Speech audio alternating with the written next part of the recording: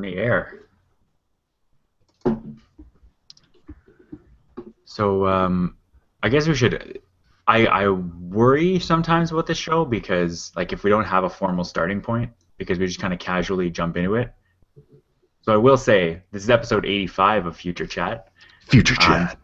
joined today by Nick and Mike. We're going to talk about some science and tech stuff. We are about T-minus 2 hours from SpaceX taking off again, so we won't be able to report on that. But stay tuned because they're going to try to do the next water landing. I really wanted to mention that. I feel like we should just talk about whatever SpaceX is doing next, like in the week to come. But This week on SpaceX Fan Club. Yeah, exactly. We have a couple pieces of follow-up here from Mike. Why don't you tell us what's been going on? Yeah, these are actually fairly related, and they're not groundbreaking, but it's kind of just further developments from the TV streaming internet side of things. I guess shortly after Netflix was like, oh yeah, we're cool with people sharing accounts, they're like, oh, P.S., people who use proxies are going to start getting shafted. Mm-hmm. And we had actually discussed proxies in past episodes and saying how it's actually Netflix's best interest to keep allowing them because it gives them business. Like people will use Netflix because they're able to use a proxy with it. Yeah.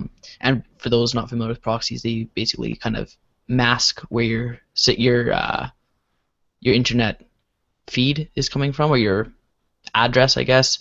Yeah. The one that we use, don't use, is a DNS masker, I guess you could call it. Mm-hmm. And they actually kind of called out this one service. It's called unblock.us. Oh, really? Us, I guess. Hmm. Like the quote from Netflix was, some members use proxies or unblockers to access titles available outside their territory. So I don't know if that was kind of a wink at thing, yeah. at them, because unblock US or unblock us, I'm not sure how it's pronounced, is actually one of the bigger ones out there, and they've been fairly functional from people that use it, have said. Okay. And yeah, so I guess Netflix is going to start detecting if they're using a proxy. I don't know how they intend on doing that. But they'll probably use some sort of analytical statistics to see what DNS addresses are being used and if they come from a common source kind of thing. So what I heard in the last couple days, and this is anecdotal, so maybe it's not what they're going to do, but a lot simpler way to do things would just be to use a billing address to lock you to one country. And so you sign up with a Canadian credit card with a Canadian billing address, you're going to be in Canada. So if you have an American credit card and an American billing address, then you could use the American one, but then you wouldn't be able to switch back to Canada. I feel like that's a lot simpler, and that's what iTunes does. Right. And Suddenly there's a booming business for, someone in the States to register a bunch of billing addresses for people. Well, they already have that, don't they? Yeah, they do. Yeah. Oh. Yeah. Well, For stuff blow like my nose. iTunes. Yeah, iTunes, and I think Hulu might have No, Hulu doesn't, because we were able to sign up for Hulu. I'm not sure, but there's other services that use that same sort of validation. So, yeah, I guess Netflix says in the near future they'll start doing that. We haven't been affected yet, so I'm hoping that this is just optics and them trying to kind of say, oh yeah, we'll totally start cracking down. This is bad Netflix users, and then they won't do anything. So, really, is it piracy? No, it's just that's the thing. You're paying for the content. Yeah. It's more licensing that the shows that you're streaming aren't licensed to be streamed in that country. Right, but they're licensed, like wherever you are. Who cares about regional restrictions? You are paying for a license to watch content, and you're watching content. Like the person that made it is getting the analytics either way. It's not like that stream doesn't count. It's more like if they have a deal with Disney, right? So Netflix has license to stream Star Wars in however many months. They have license to stream that in specific countries. Right. So if someone in Japan wants to watch Star Wars, they would have to use a U.S. Content. But if they are not licensed to show Star Wars in Japan, then technically that's violating that lack of license. So that's where that comes in. It's not your license with Netflix. But Netflix doesn't care. No, Netflix doesn't care. That's the whole point. No, but who cares? Why would that's the thing. Well, I don't get. I agree. Yeah. It shouldn't matter. It's the same thing with music. It's like just whatever. But A person's a person. It's like racism, but on the internet.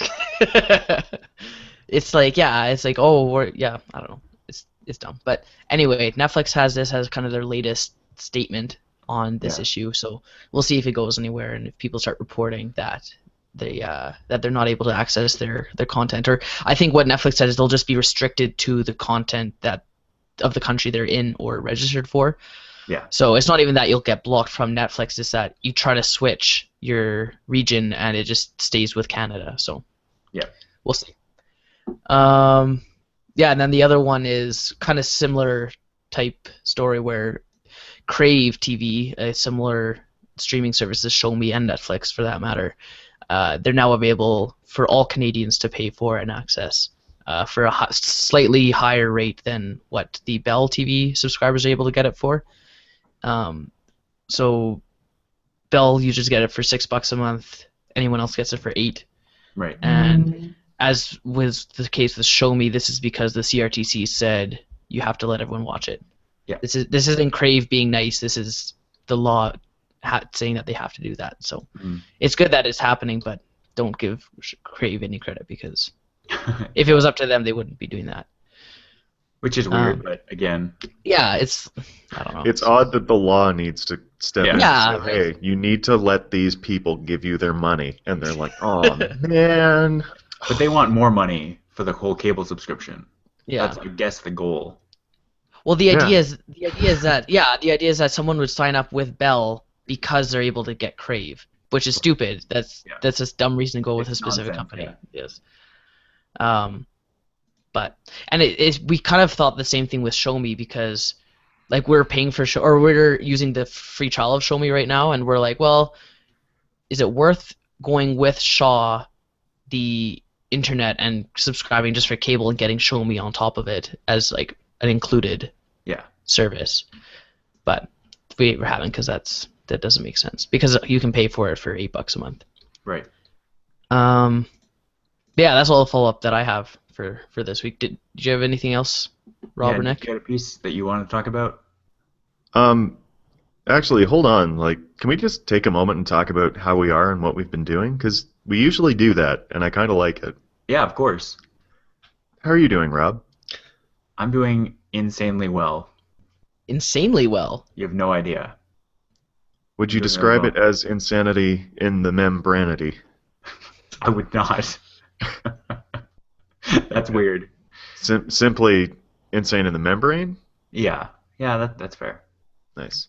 It rhymes with two words that are actually words, so. Oh, good. I like that. Insanity's a word. Yeah. I mean, both are words. Membranity is not a word. Alas. Unfortunately. I should really rate the people at Oxford about that. Yes. Or at Insane Clown Posse. Really. Rob, do you wish to elaborate on your insanity? I feel like I always get the impression that you guys are leading me down some kind of garden path and I can think of a couple that you might be, but I can't think of anything like what you're specifically pointing at. I didn't have anything in mind, but you obviously do if you're saying you're insanely well. No, I like have a good feeling about stuff. I have an interview tomorrow, meeting with some people on Wednesday for a possible other job. That's nice. Oh, I'm not working, but I might be very soon. You're not working for money. You're working. Right. I'm doing a lot of stuff. I'm just not. I don't have a day job. So, I guess now that you were talking about it, does Unwind Media have any news they wanted to plug?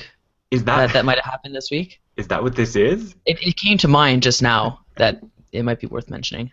I had no idea what Mike was up to. Interesting. There was a big piece of news out of Unwind Media this week. One of our shows, actually one of the last shows to get added around this time last year, was Feedback, and the second episode of season 2 was just released, and we also put together finally season 1's music and made it available. We talked about the distribution of this is interesting because it's cover music, and so it requires it's not just like make this available anywhere and it's fine. There's a bit of kind of tricky licensing stuff, so what we decided to do is put it up on BitTorrent's distribution system. They have it uses peer-to-peer networking like BitTorrent does, but it's for more. It's not just for like, here's a TV show that came out, so you can. So basically, what you can do is you can set a minimum price for things, and it allows you to bundle files together to distribute them. And so people like Tom York from Radiohead distributed his album that way, his last album. There have been a couple of other big name artists that I'm not necessarily familiar with that have done it that way. And there's just a ton of music and other content and stuff out there. So we decided to do that. And you can also make a donation to Unwind Media through PayPal to get access to the album. And it's been going pretty well. And it's taken a couple of years to, first of all, get enough time. Like we do the podcast once a month. It takes a while to get enough time to actually get together and make enough music to make that an album worthwhile. And then my editing has also required a lot of improvement in order to get to that point where I'm comfortable putting music together. We do things in one take, and so if there's any mistakes, they come through. And so Damien and Brian as musicians have been working on trying to play through every song perfectly to do that. But I've also been working with them to try to get the, I guess, sound production as good as possible. I think we're pretty much there now. Rob, are you familiar with Glenn Gould? I am familiar with him, not super familiar, but yes. Yeah, no, he was a musician. There's a studio named after him in Toronto, which is fitting because his big prediction was that eventually no one would pay for live music, because why would you ever want to experience music that isn't perfect? Why wouldn't you want to go to a studio where you can get it absolutely perfect, because you can do it again and again and again and again until you have it just exactly as it's supposed to be. Right. So when you say, like, do it in one take and have everything perfect, I don't. No, I don't mean. I mean have it one way all the way through in one take. They do the song several times, but aiming for perfection in the best take. But we're not talking about doing 4 bars at a time, getting those 4 bars perfect, and then splicing it all together. We're talking about from the start of the recording to the end of the recording, it's all one thing. Yeah. Yeah. Anyway. Semantics again. Yeah. Rob, I should mention, because you talked about editing and having to work on that.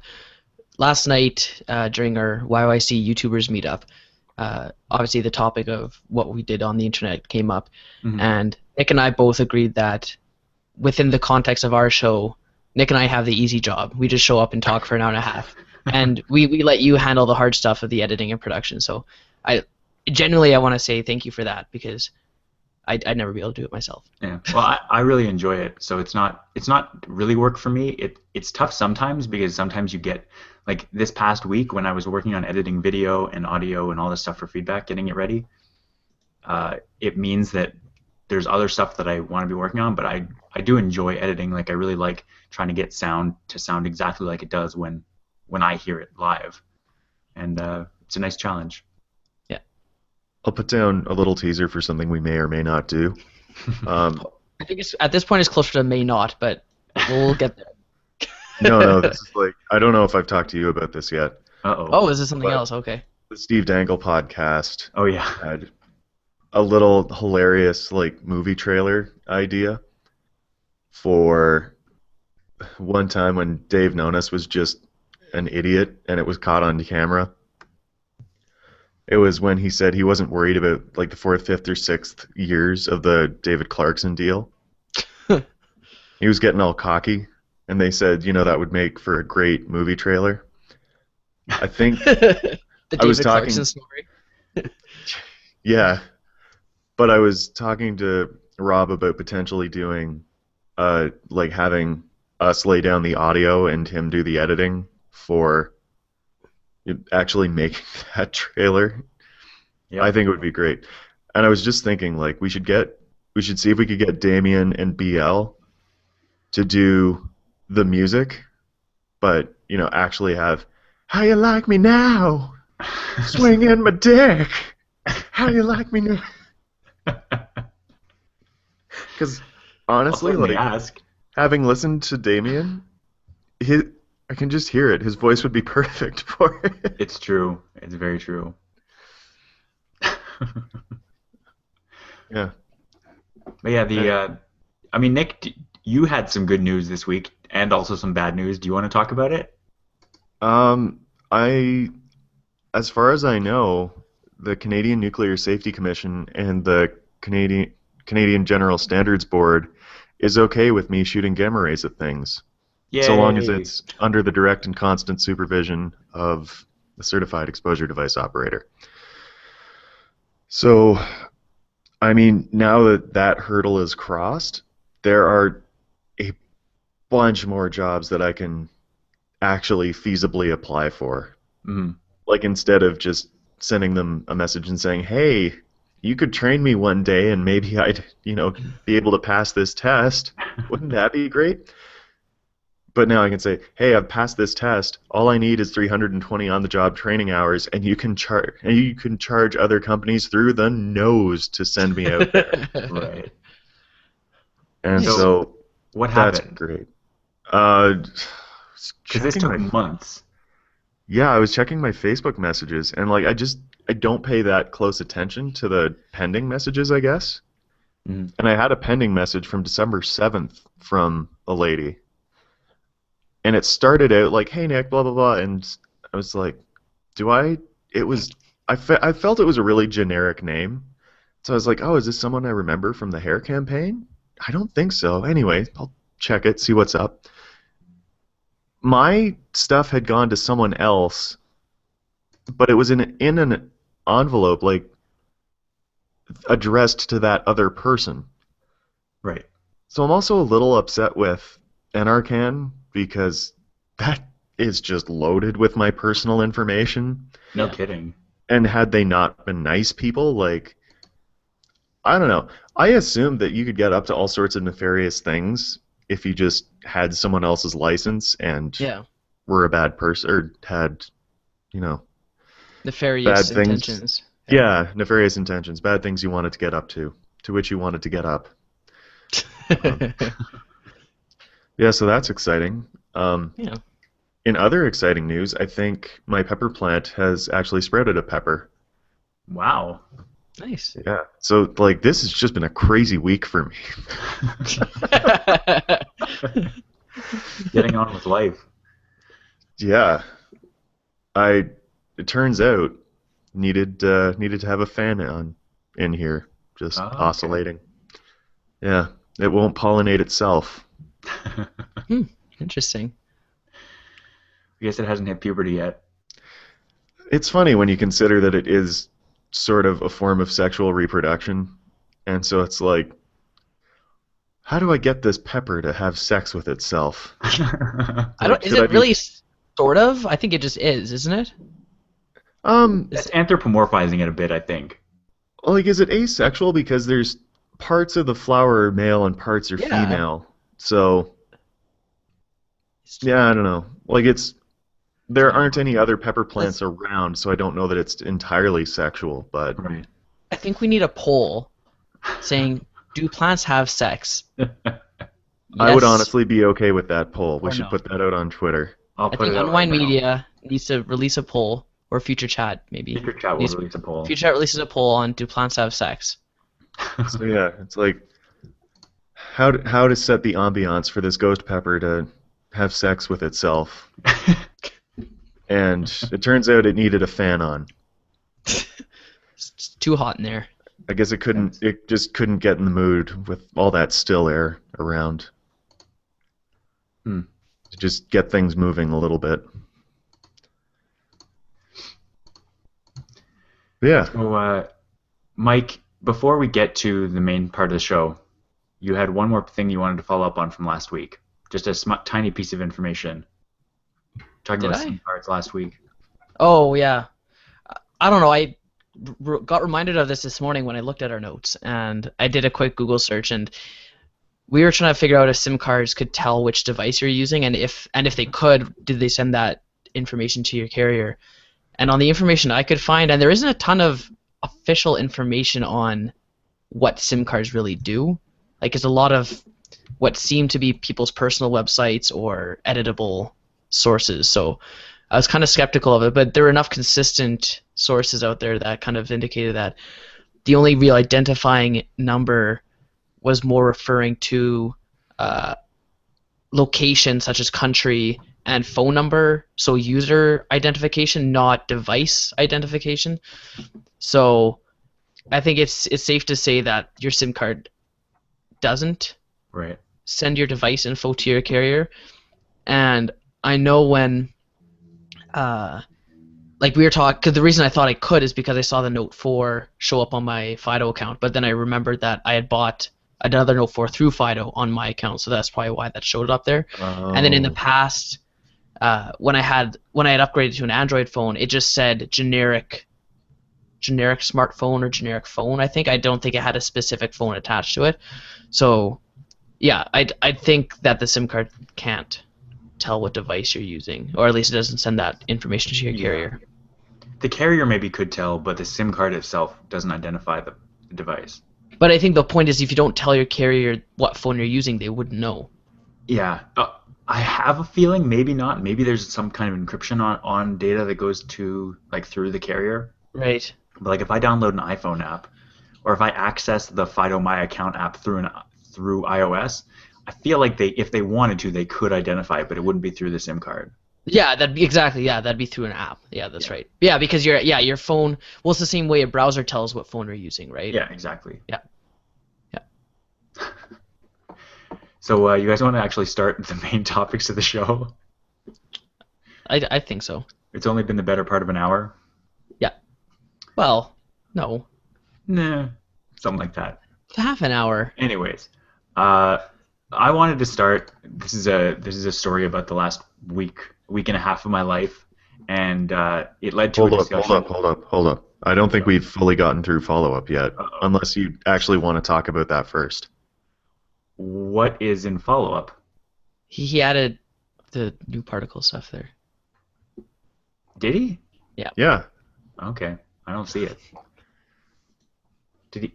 Did he add it in the wrong place? Yeah, he did. All right. That He explains didn't it. put it in stories. He put it Yeah. in topic summary. Anyways, Damn it, yeah, Nick. go I ahead. assumed we were all looking at topics. I'll fix What it. a jerk am I? What's the follow-up, Nick?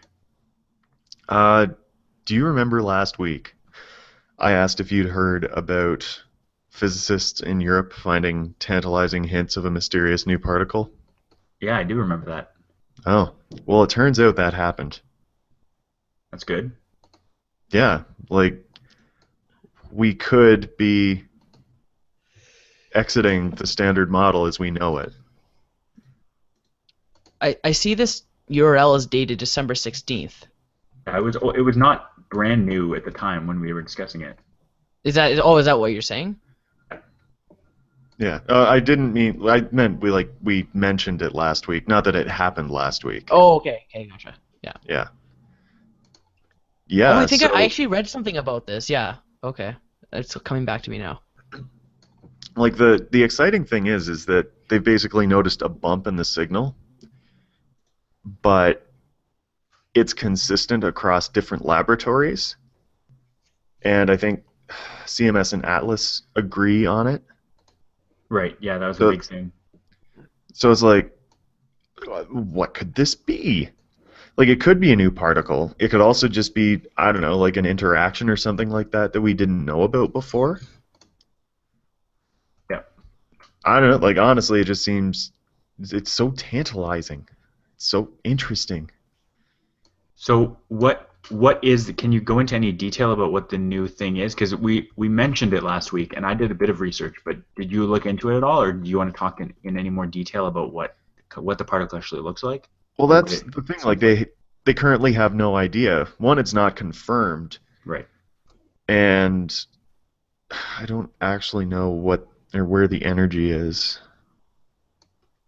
It seems like if they're going to discover a new particle, it would be in higher energies, and so maybe it's like the Higgs last time, where they have to now step up the energy. They have to wait until they get to higher energy to actually confirm the particle. But wait, so we have, I think they said it's at 750 giga electron volts. Okay. They say billion electron volts, which I think is giga. Yeah. And so, yeah, just, it's crazy. It's worth noting that they say in this article that there's a 1 in 93 chance it's a fluke. Right. Yeah, So they're basically like, they're still running until you can get to some sort of Six Sigma yeah, or just 5. watch it flatten out. Yeah. I thought it was Six Sigma that they go to. This article says 5. I But think it's more higher than 5. yeah, so 6 would qualify it, yeah. But yeah, it has to be higher than 5 is what I remember. Oh, okay. I guess six being the gold standard of these things. Yeah. Well, yeah. Yeah, This is 5 like is the gold. even if it honestly, like even if it's 1 in 100, I'm still excited because there's Oh this yeah, for new sure. hump somewhere, Yeah, and well, it's a place I to don't know look, right? because it could be. I mean, it's funny because people are like, it could explain dark matter or dark energy, and then it's like, yeah, that's what you say every time you open up a new big particle accelerator. Yeah. It's like we could finally understand it or not. We just need more funding or not. It's like we have definitively proven that we don't know given this much energy. Yeah. We need a 60-kilometer ring next time. Ooh, the whole Earth. Just like go up to the moon and Yeah. commandeer it for particle acceleration purposes. That'd be cool. At Yeah. some point, we'll get there. To like converting the moon to a particle accelerator? I mean, getting to another body, to the point where we've colonized it, because the moon has very different geography. Like, it doesn't have oceans to contend with, so we wouldn't need. You could have a ring that's underground, that is the size of the moon. If you were trying to build a particle accelerator the size of the Earth, on the Earth, you would have to go underwater for a lot of the way. Rob, do you know how deep you'd have to go? That's what I mean. I mean, it's very it's You'd not be gonna in work. like the molten core. Yeah. Well, not the molten core, but yeah. Yeah. Very. It'd be molten. Okay, you wouldn't have to go. There'd be challenges, obviously, but like the undersea cables across the oceans, they're just laying there. You wouldn't necessarily need. You want to go deep to avoid, like, it's usually things like radiation or neutrinos from space. Space. I feel like water does a similar thing, especially if you go deeper. Like if you go a few kilometers underwater, you're probably shielded in a similar way you would be with rock. Or Maybe like I'm anything wrong. between you and a radiation source. Exactly, yeah, that's what I mean. But then, yeah, because that's what they use in nuclear power plants is just like a pool of water. Well, that's heavy water, one, and that's more as a. My understanding is that's more of a moderator. What? Like, do you mean the cooling pools or? The cooling pools, yeah. Oh, okay. Like I'm remembering, and I think it was XKCD did it, talking about those kind of pools and how, or maybe it was just some other story talking about how if you can dive in the water. Maybe it was a what if you can Yeah, that was dive a what in if. the water Yeah. That was a what in a if. nuclear generator, but if you get like a few feet away, or if you drop like a wrench or something down there, then it's going to be completely bathed in radiation. You're just going to die immediately. But like a few feet away in water, in the same water, you're fine. Yeah. That's what I meant when I said, like, you could go around the Earth, you just have to go through the oceans. You wouldn't have to go under the oceans necessarily. Would you have to go under the sea? Yes. Under the sea? Where it is wetter and the shielding's better? Exactly. Under the sea? Yeah. Under the sea is a good term. Down where the mermaids live. I wish I knew more words to that song right now. Are we ready to move on now? I Is there think any so. more follow-up? I want to hear about your cable TV hijinks, Rob. Yeah. So I spent the last week, probably a little bit more than a week, trying to pick new cable packages. My cable is expiring at the beginning-ish of next month. And it turns out that at least Bell is willing to, according to their standards, bend over backwards to get people to sign up for their internet cable home phone stuff. We were with Rogers for 2 years, and we were paying about $130 a month by the end, which was technically, because this is a new home we're in, it was 50% off service, which is like the whole retail markup thing where they set the Right. price of something at $200 and then sell it to you for $40 and go, it's like 60% off, 80% off, whatever it is. It's that same thing where nobody's ever going to actually pay $270 for or $260 for the service that we had. Right. But it was going to be jumping up to somewhere around 165, 170 for the same service. And if we wanted, we could get probably down to 130, but we'd lose a lot of stuff. And so we went and talked to Bell as one does, talking to multiple people, trying to get a good deal.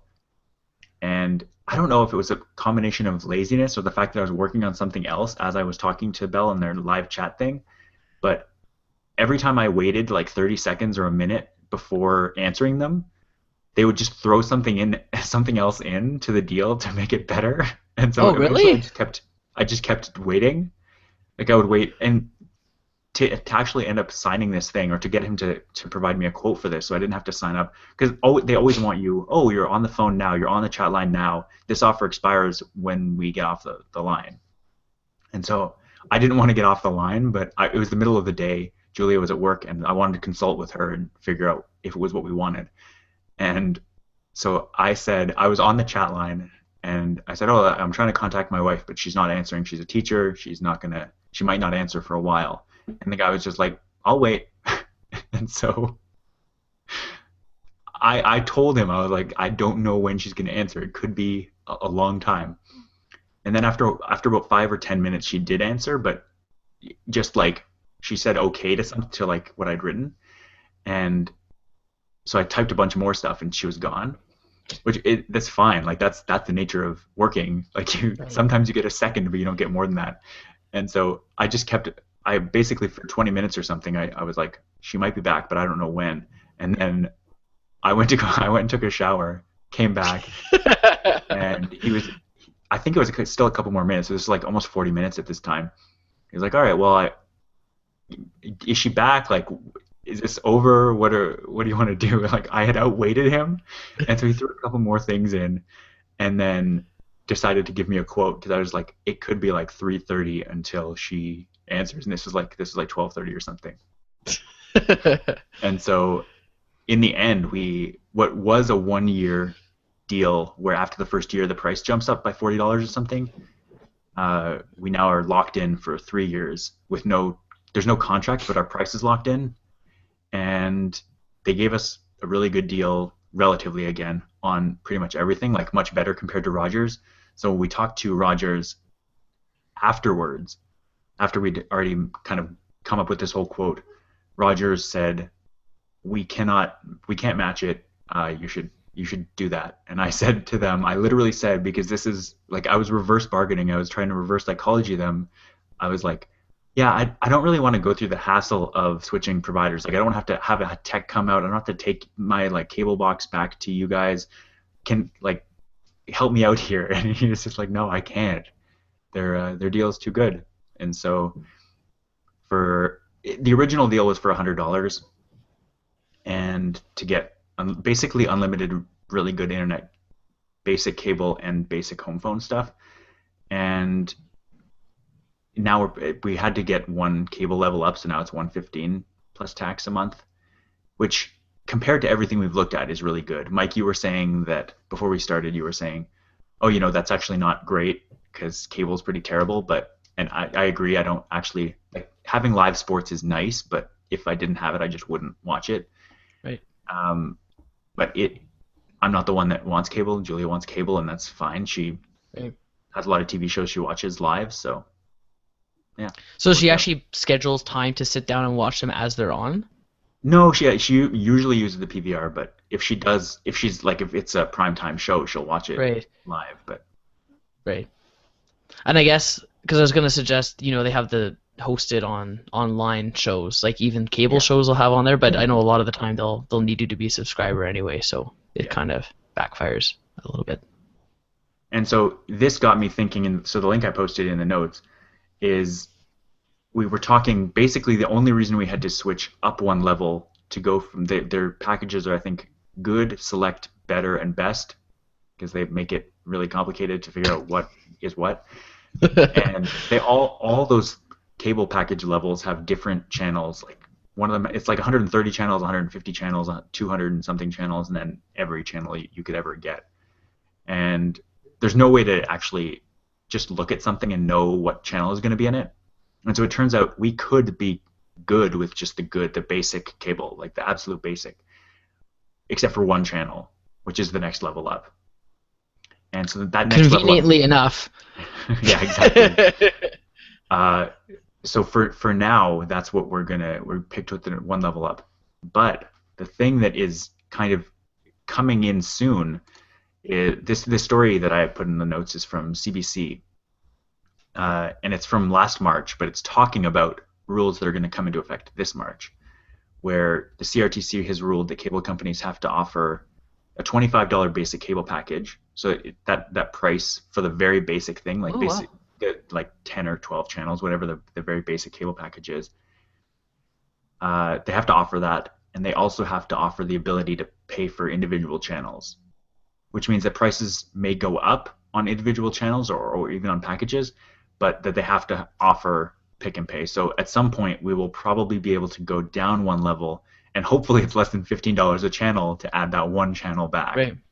But so that's the goal for a couple months down the road. So I'm not too worried about going up $15 for one channel because we're getting such a relatively good deal anyways. We're paying less than anywhere else we'll be able to do.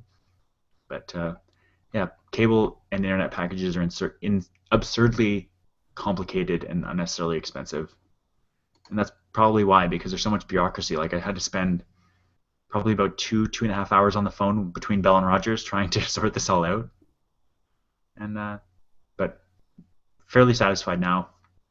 It's not that much more than like it ends up costing like $50 more than the internet package I would want to get from TechSavvy or something like that. And so I'm satisfied with the process, and we get live sports and stuff like award shows where like I don't particularly care at all, but if it's on and I'm sitting there, I'll probably watch it. It's like all right. Most of my media is YouTube, but Right. yeah.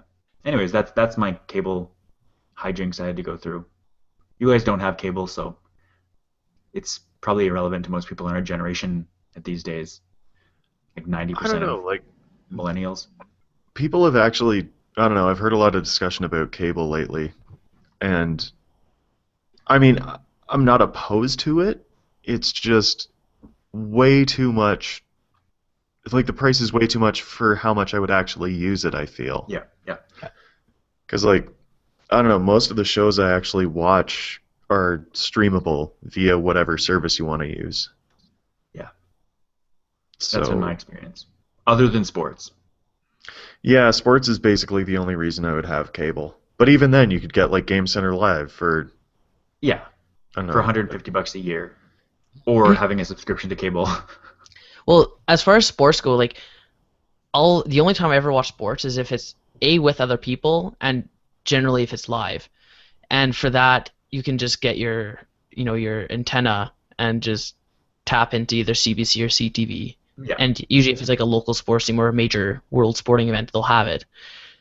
yeah, So, and if you're going to watch it live anyway, you may as well just do that instead of having to use your digital cable. So yeah. that like we have the antenna set up in case we ever felt that we wanted to watch something like that. But since I bought it, I have watched maybe an hour's worth of TV, Right. and that was like 6 months ago I bought that. Or you could Uh, go to a bar. Or yeah, well, that's the whole thing. Usually, if you're gonna go watch the Stanley Cup, you'll go out with friends to a bar. Like you're not gonna yeah, or go to someone's house, I guess. But I don't know. That's yeah. the thing. None of our other friends have cable, and so if there Oh, is, like, we watched the Golden Globes here last week, which is it's fine. Like I had friends over and we had fun, like yeah. laughing at the stupid things that happened, and it was fine. Yeah. I mean, I'm glad you had fun, but I can't imagine wanting to watch the Golden Globes. If it were only up to me, I would have just left the TV off and like hung out with my friends, but they all wanted to, Uh, like people want to see the how they're dressed, and people want to see if Leonardo DiCaprio is going to win, and all if Ricky Gervais is going to say anything ridiculous. Everyone wants to know okay. these things as they're happening. I don't. I don't know. a lot of different people do. strokes for different folks. I mean, I'm sitting here going, yeah, I can't imagine why anyone would want to watch that. But then I'm like, I mean, in the same breath, talk about how I want to watch the latest Leafs game and say, oh, well, who knows what might happen during that game? You Yeah, know, there could be a weird call, or there could be cool bounce, or someone could go on a really cool scoring streak, and yeah, for sure. ultimately, it's all inconsequential. It's just what you find interesting, I suppose. Yeah, definitely. Anyways, that's we don't have to talk anymore about cable stuff. But Nick, you have a story here about. Is this the story you had from last time, or is this a Yeah. different one? Yeah, it's the same from last Okay. time. Portland, Oregon, I think. They are in the final stage of testing some turbines that can be mounted in water pipes.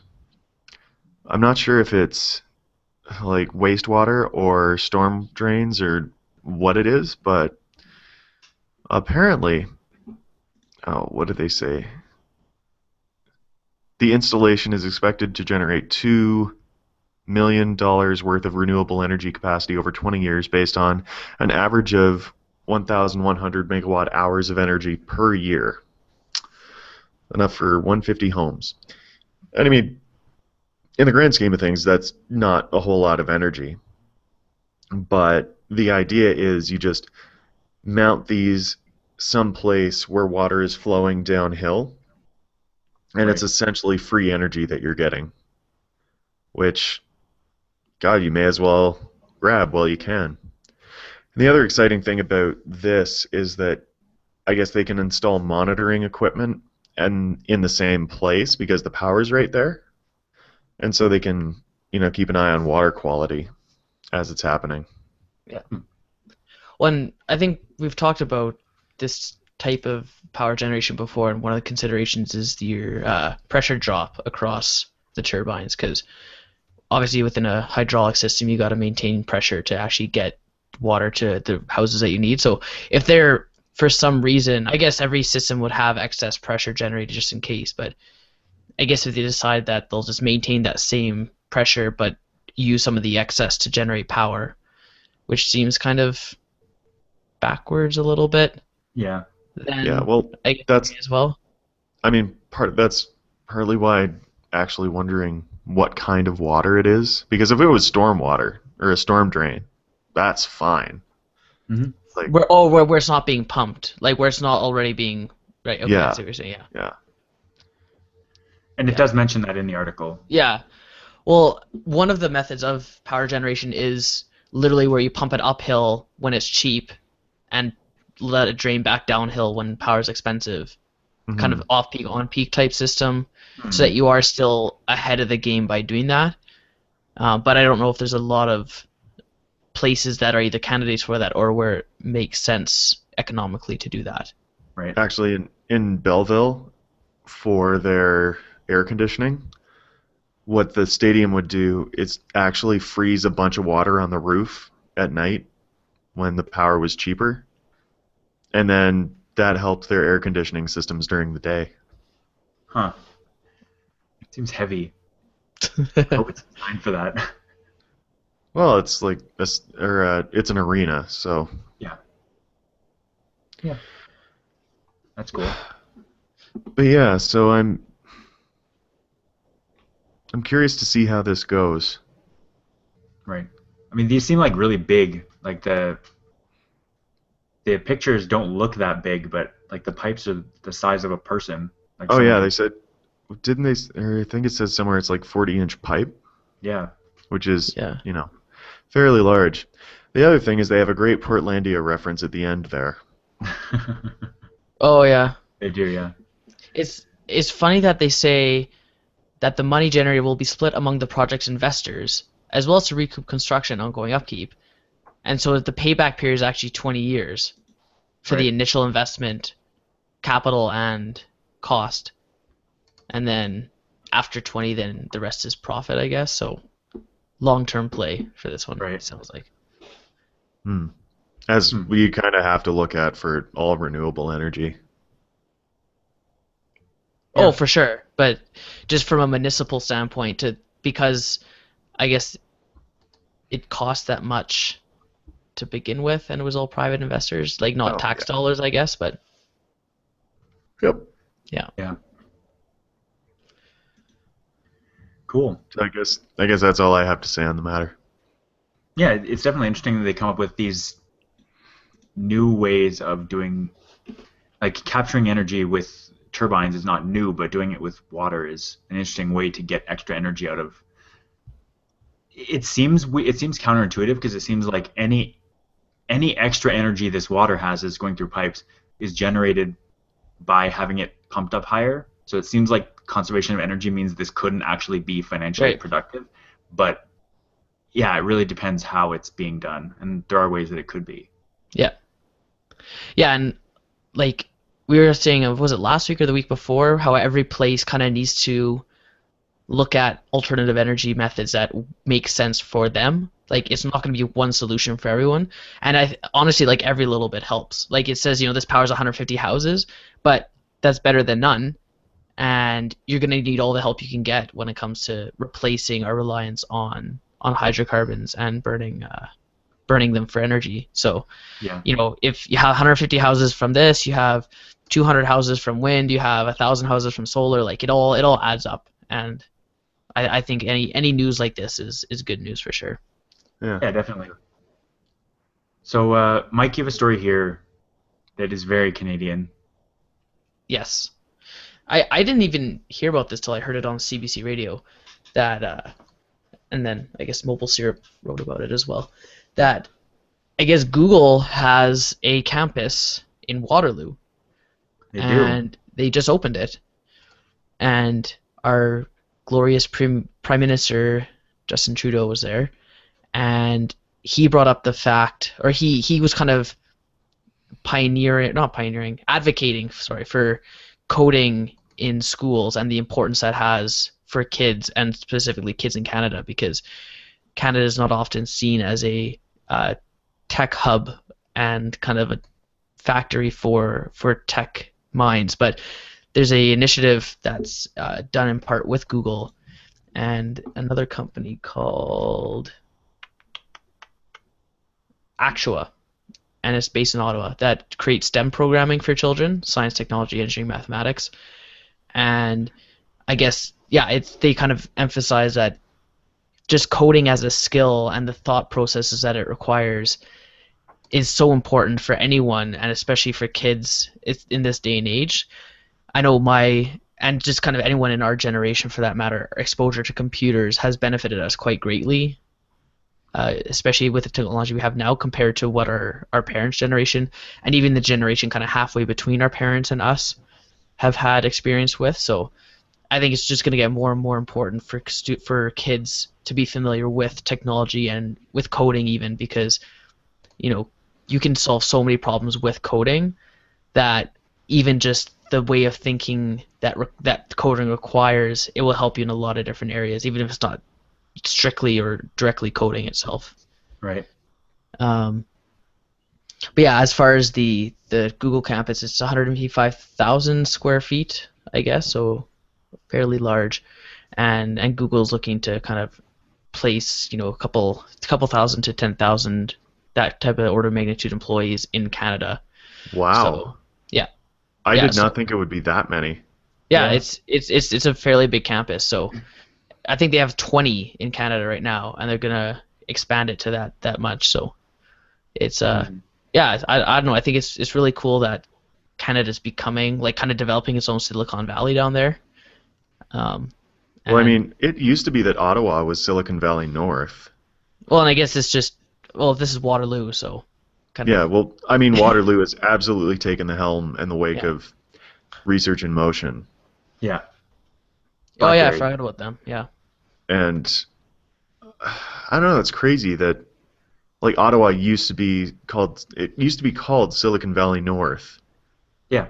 And just, whatever happens and suddenly it's in Waterloo. It's just interesting to think about. Yeah, definitely. Cross Country Canada, the game that I was so excited about a while back, they still have computer parts are available in Ottawa. Yeah. There's some of that, just not nearly as much. Yeah. So what I'm wondering is, when does Calgary get its huge Google campus? Actually, no. They would put it in British Columbia. Those Actually, hippies. they probably would. Yeah, it wouldn't be Calgary.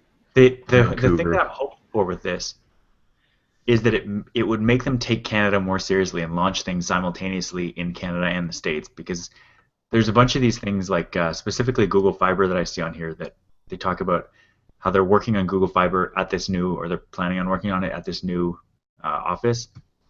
And Google Fiber is still in only select cities and only in the States. And I want Google Fiber. I would sign up for it immediately. I want Google Voice before Google Fiber.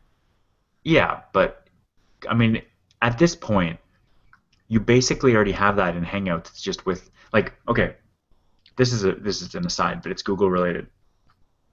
When I put my SIM card in, like my Fido SIM card, when I put it in my Android phone, Hmm. it asked me if I wanted to use that number as outbound caller ID Yep. with Hangouts. Yeah. And so I did that. I said yes, and now that number is locked. And then I took that SIM card out of my Android phone and I put it into my iPhone because Hmm. that's my main phone I use.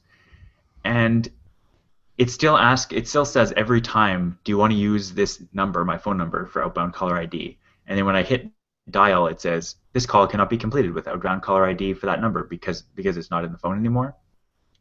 And so basically, you already have Google Voice. It's just with your whatever phone number is on your SIM card. Because the whole point That's is to have and that it's caller not Google ID. Voice. Yeah, no. The point is you want calls to come to your phone or device when people call that number I, without actually needing the number. That's the whole point. That's the part. That's the functionality I want. I like that there's the outbound number functionality with Hangouts now, right. but it's not the same functionality where you can just not worry about having a cell phone True. number, Okay, that's fair. So right? it's not exactly the same. So what you want is if right now if you live an all Apple lifestyle, you can get like my phone, my Apple laptop, and my iPad will all ring if my phone rings. Yeah. And you want that, No, but for PC and like everything with your I want to be Android. able to sign up for a data only plan Right. and still have people be able to call a phone number and get a hold of me. Yeah. Which is it's a totally reasonable goal, and it's like Yeah, that's what because Project Fi. I'd do that already if I didn't need a phone number. But everywhere you go, what's your phone number? And I can't be like, oh, I don't have one, Yeah, exactly. right? What Even if he's What like, I you can get a hold of me by every other method, Yeah. but you need a phone number. what I really want to see, just desperately, is Coffee to the Home by Google and Google Fiber. And I'm fully aware that that was an April Fool's joke, but Yeah. I still just I want it so bad. Yeah. But coming back to what you were saying, Rob, I hope they start focusing on Canada a bit more Yeah. on these types of services because it's silly. Yeah. Absolutely. It seems again, it's the whole thing of this is what the carriers want. This is what the Yeah. telecom companies want. They want you to be able to pay them more, and so nobody's gonna like pay to speed this up except for a company like Google or some company that has a bunch of money to invest in infrastructure. Yeah.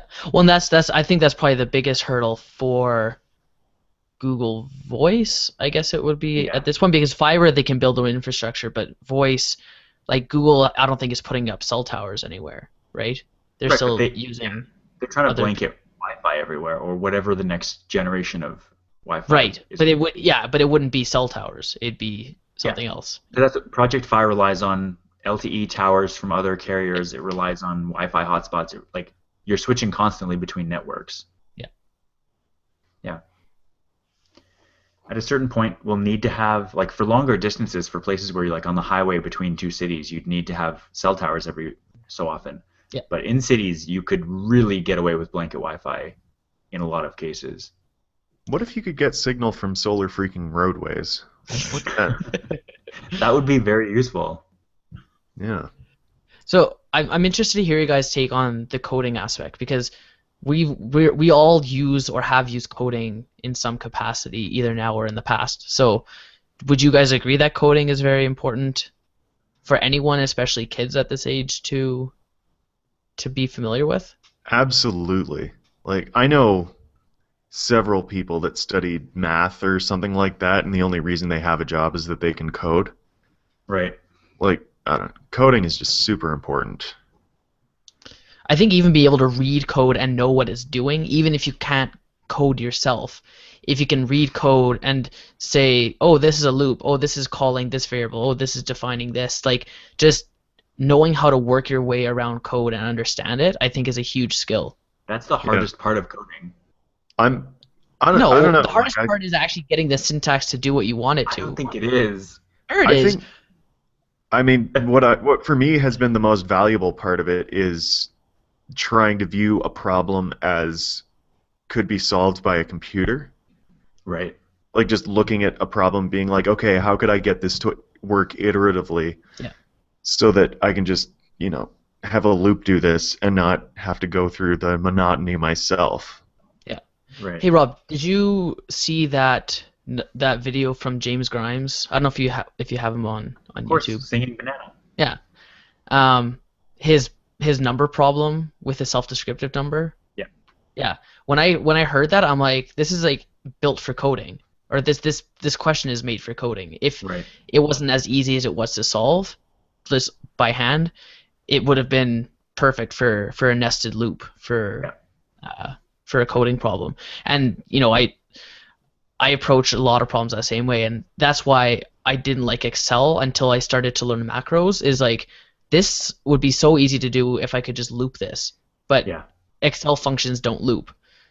Yeah. So, but macros do. So that's why I've started. That's why I've started using macros in a lot of the spreadsheets I work with. So, Mike, Yeah. it sounds like, based on your description you just gave, that you don't follow Matt Parker.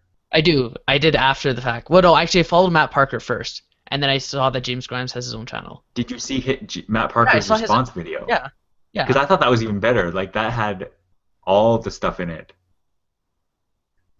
About all the, about his solution, the solution he did. Yeah. Yeah. Because James Yeah. Grimes was also in it. Yeah. Yeah. Yeah. Anyways, Yeah. No, I saw that. oh, good. Yeah. That was the vital part. Because that was when they started talking about the whole, like, ways to solve it using computers. Yeah. For people who have no idea what we're talking about, if you're listening to this show, obviously you like math and science and technology, and I'll put links to both Stand Up Maths and Singing Bananas YouTube channels. And number file. Well, if the people don't even follow Numberphile, I cannot help them. But yes, coding, I agree that coding is super important. I don't know that learning any or all coding languages is necessarily important, but having the fundamentals of like loops and If then, yeah. all of those coding fundamentals are really important to at least be familiar with. Yeah. Because there are a lot of people, like the vast majority of people, who just have, like, if they looked at code, it would be worse than looking at Chinese. And presuming that person does not speak Chinese, it's completely gibberish, but it is very important. Like, that's how people solve problems. And if you're using technology and you have absolutely no idea how it works, obviously some technology is going to go over your head, but if you're absolutely lost at even understanding the basics of how it works, then I think that you're missing out on a lot of what's really most impressive about technology. Yeah, if you understand the fundamentals of conditionals and loops, then you can pretty much fumble your way through any coding language by looking up syntax and how to do it, because that's all I've been doing with macros. It's all Visual Basic using the Microsoft library, and I just Google how to do this in Excel VBA. But I know what I want to do. How do I make it do it? And I'm like, okay, that makes sense, and then I just get familiar with that. So Mike, you said you disagreed earlier that looking or understanding code that's already written is not the hardest part? No, it's getting it to, like, getting the syntax right. But if someone gives me a block of code and I read it, like, oh, that's what it's doing, then I can replace a value for a variable if I wanted to do something different without having to worry about getting the syntax to work. Right, but I'll still know what the code's doing. If you needed to actually go in and change the functionality, like, wait 6 months, don't look at your program you just wrote, or the latest one, whatever it is. Go back and look at it in 6 months and tell me that you understand it, and I think it will take you a long time. That's because I don't organize or comment my code. Well, yeah, that's what I mean. Nobody like it's really hard to actually do that properly to a point that it would be understandable Sure, later. sure, in a big picture sense. But if I look at one line on its own, I can be okay. That's an if-then statement, Sure. and that's why Yeah. it's doing that. Yeah. Yeah. Yeah. That's fair. I do that after a weekend. I'm like, what was I Yeah. doing on Yeah. Friday? Exactly. Uh, okay, so there's a couple pieces of news here. I don't know how far we're going to get in this. Uh, I wanted to talk briefly about Flux. We've talked about Flux before. Um, Flux is an app that changes the color temperature of device screens, and it's very popular among people who have heard of it and used it. And they've tried to get on Apple's mobile platform for years. Like basically since it was released, they said they were petitioning to get on it because it's very useful, but it has system-wide features, and Apple's apps don't like system-wide features. They like apps to be very sandboxed and not be able to control kind of every aspect of the user experience. And basically what that means is that Flux is trying to come up with any way around that restriction. And when Apple decided to let any person that has a coding platform on their Mac install any application, they did that back in September, maybe possibly back in June. They let you basically, if you make an app or if you run an app on your computer, you can put it on your phone. And so what Flux decided to do at that point back in the fall was release a fully made project that someone would have to do is take their Apple laptop, install Xcode, run the program through Xcode, build it, and put it on their phone, and they can have this system-wide thing that broke Apple's rules. They ended up after about 4 days or something taking it down, and then almost like 2 months later, almost to the day, Apple released their new beta version of iOS, which is iOS 9.3, and it has literally the identical feature, literally built into the system everywhere. And I I love the feature. Like I installed it right away, and I really really like having it at night. But that really sucks for Flux because it's an insanely popular application, and if they were allowed to sell it or put it on there, it would be popular. So I don't know. You guys, I assume both use Flux in some capacity, right? I've On tried to get it to work on this computer and I cannot seem to. I mean, it works on the Windows side, but not the Right, but on Ubuntu Linux, side. yeah. I think I tried a similar one way back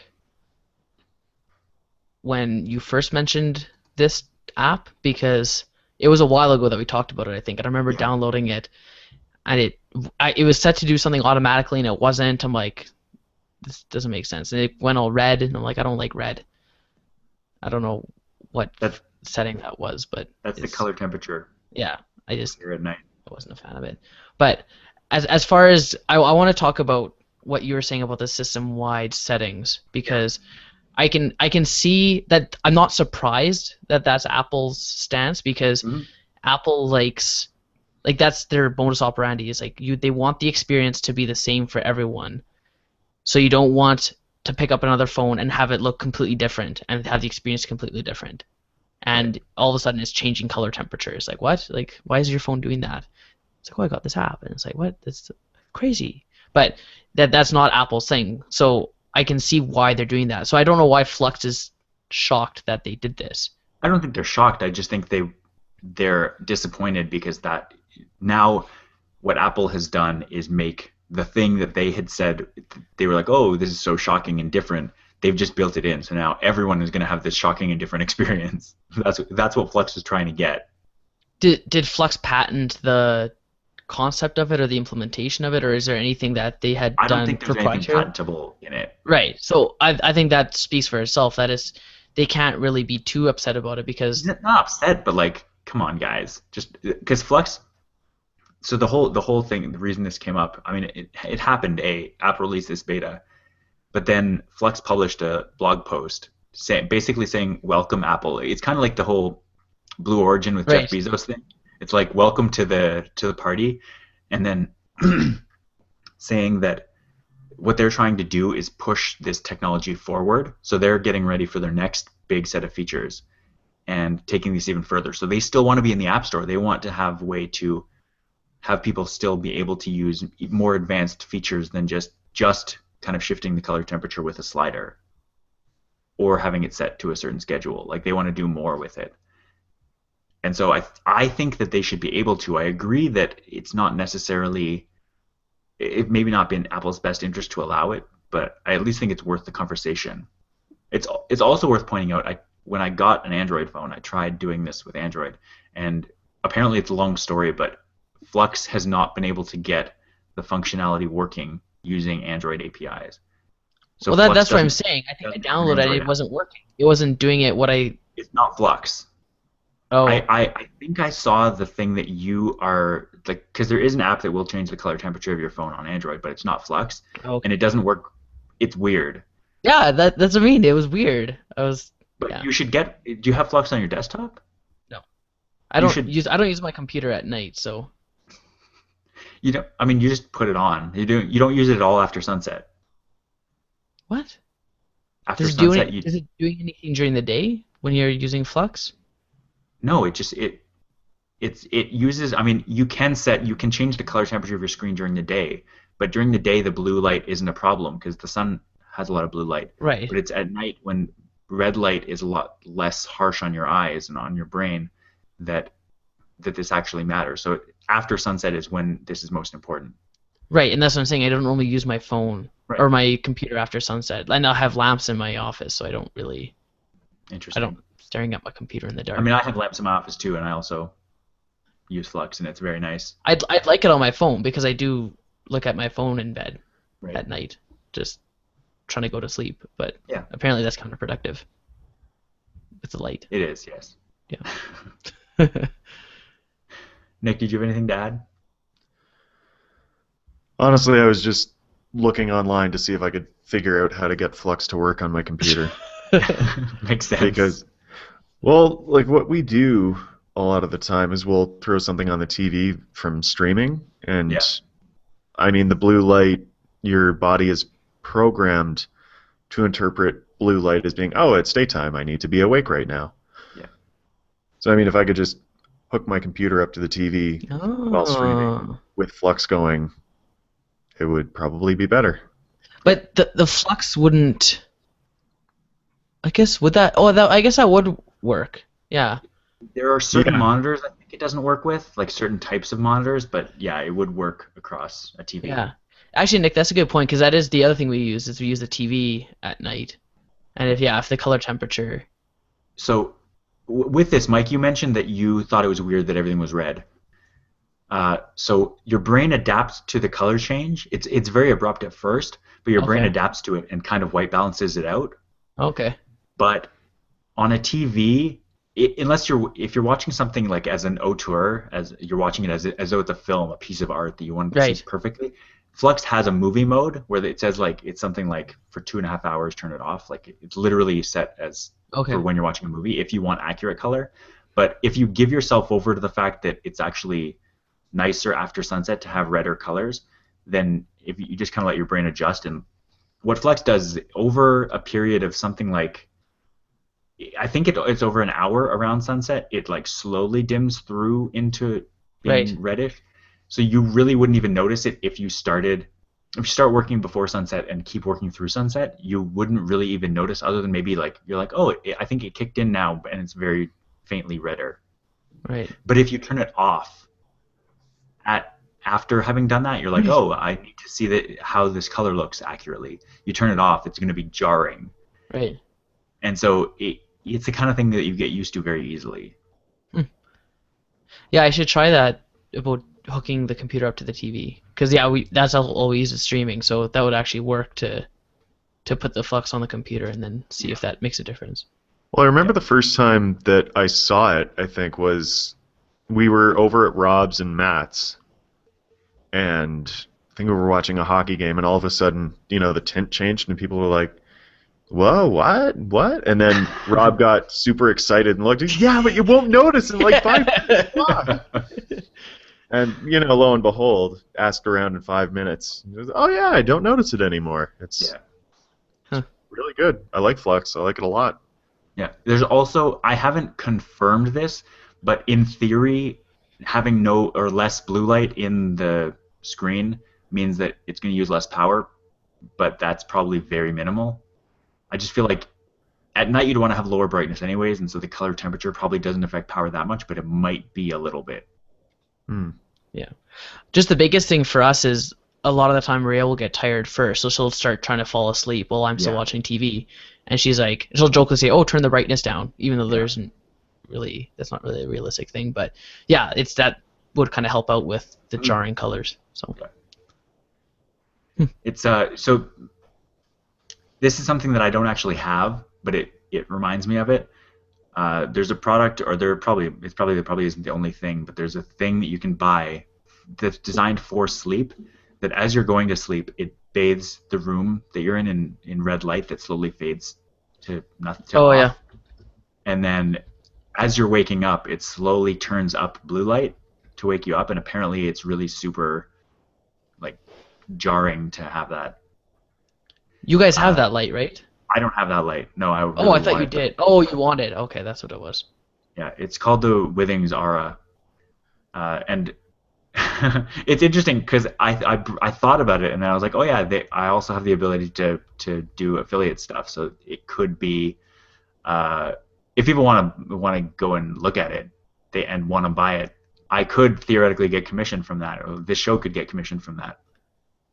So if you are interested, it's called the Withings Aura, and I'll put a link in the notes that if you want to go and look at it. It's really expensive, but apparently it's really cool. And so once I get to a point where I have a career and kind of financially stable, I'll probably consider looking into that. It also comes with like sleep pads that track your sleep patterns that go like above the mattress but under the sheet. I'm intrigued by it, and but yeah, it uses red and blue light at different times of the day as you're getting ready for sleep or as you're waking up to make it less difficult to wake up, because if you could control, it's basically like if you could control the sunrise, and so you wouldn't need to have like in our room we have blackout curtains to basically have our own manual sunrise, but it means that there actually is no sunrise ever. It's just when you decide to get up, the Right. phone screen basically becomes your sunrise. And so this would allow you to set, if whether you want to get up before or after sunrise, it would allow you to manually create your own sunrise with bright blue light. Yeah. It's pretty cool. Yeah. I actually like the feeling of having a sunrise, like waking up to a sunrise, just that gradual increase in brightness. Yeah. But just leaving your blackout blind open a crack, it's just kind of shining straight into your eyes sometimes. Exactly. It's not the best experience. But or sometimes in the summer it's just way too early, so you wanna have the ability to kind of, yeah, like you said, set your own sunrise. Yeah, for sure. And you said that rises with the alarm, like you set an alarm for. You set an alarm, yeah. Yeah. And so it's the same way as those, those sleep alarms that they have that will wake you up within a half-hour range based on your motion. We had that conversation when we like years ago. It's the same way with this, where you set an alarm, and over the course of 20 minutes or something, it'll gradually make the color brighter and brighter. It's probably more closely related to the like audible alarms that just gradually increase in volume. Yeah, over exactly. like a minute or 2 minutes or whatever. Like I have mine set for that because I don't like the jarring like blare of an alarm. So yeah, as long as you start hearing it when it starts vibrating and the volume's kind of slowly rising. Right. I'm Sweet. wondering if that would actually work for me, because I ended up getting into the habit of wearing something over my eyes, especially when I was working round the clock shift work and just needed to sleep whenever. Yeah. And so now I'm kind of used to it, and I don't like sleeping without something over my face now. So I don't know if an artificial sunrise would work. Right. I'm sure I could train myself again, but Yeah, it's cool. Like I would love to try it out for a month or something, but their whole sleep system is it's expensive, and you'd need to justify the cost to yourself by trying it out and making sure it actually works for you. Yeah. All right, well that's our show for this week. If you guys have anything to talk about in the after show, we'll get to that. But for now, I'll thank our listeners for being here. We'll be back here next week with more science and tech talk, and you can find past episodes of the show and plenty more at unwindmedia.com/futurechat. See you next time. Ciao. Toodaloo.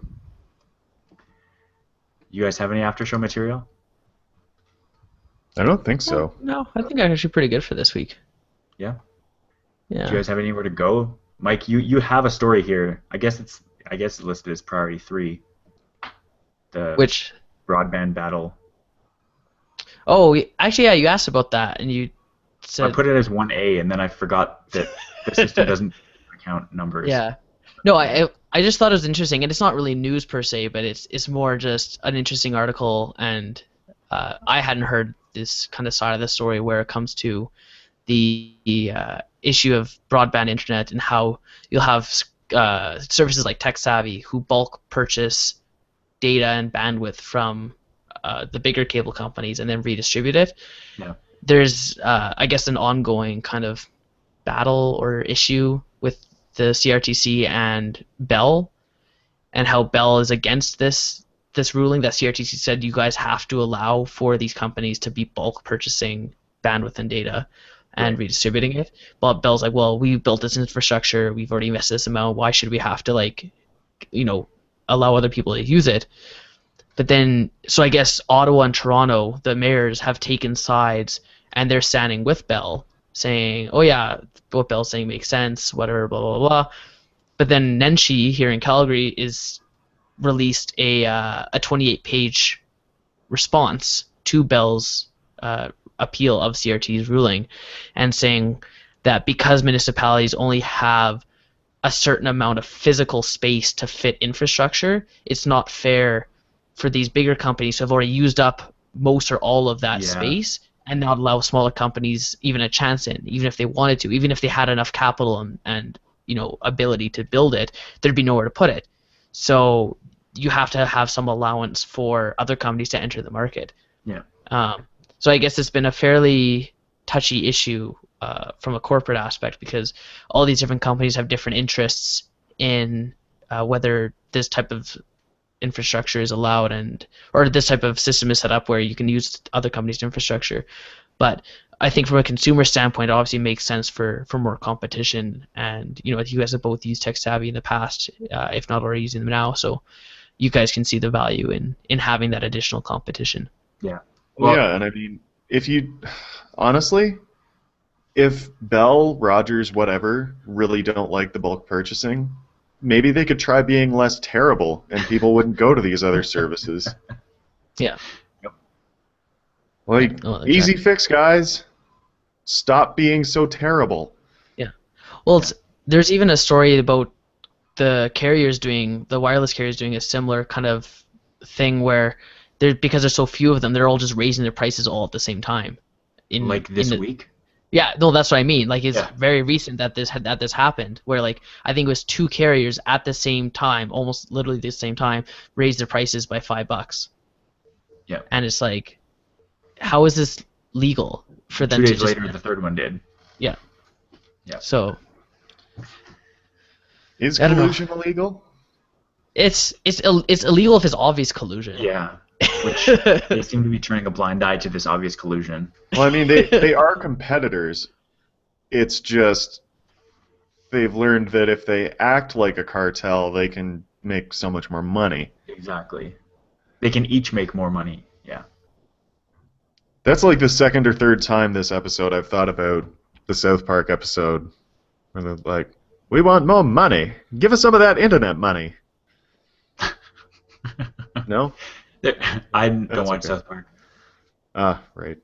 But the other aspect of this that tends to get forgotten, cable companies will always say, oh, we invested in this infrastructure. We got here first, and we built our business, and these smaller companies are just trying to come in and piggyback off our business, but forgetting that, or conveniently leaving out the fact that they got massive subsidies from the government to actually build out infrastructure. And so the government kind of is at least partly responsible for them being able to do that. And so Yeah. why wouldn't a smaller competitor also get some advantage compared to these massive Yeah. telecommunications companies? Well, and I can appreciate why you need government subsidies to Of course. to Yeah. instigate investment. Like that makes sense. That's just Mhm. part of the capitalist market. Like you got Yeah. to have people invest in it, but you have to realize that the gravy train has to end sometime. Like you can't just go on with it forever, just having that advantage. You can't complain when other people also get an advantage as they're small. It's like when Yeah, my exactly. Yeah, yeah, that's a good point too. Yeah. when I was growing up, my bedtime would get moved later and my Yeah. sister's would not. But then when she got to my age, her bedtime would get bumped. And I couldn't complain and be like, "Why is her bedtime getting later? I'm already going to bed at that time." Stop. Yeah. Yeah. Yeah.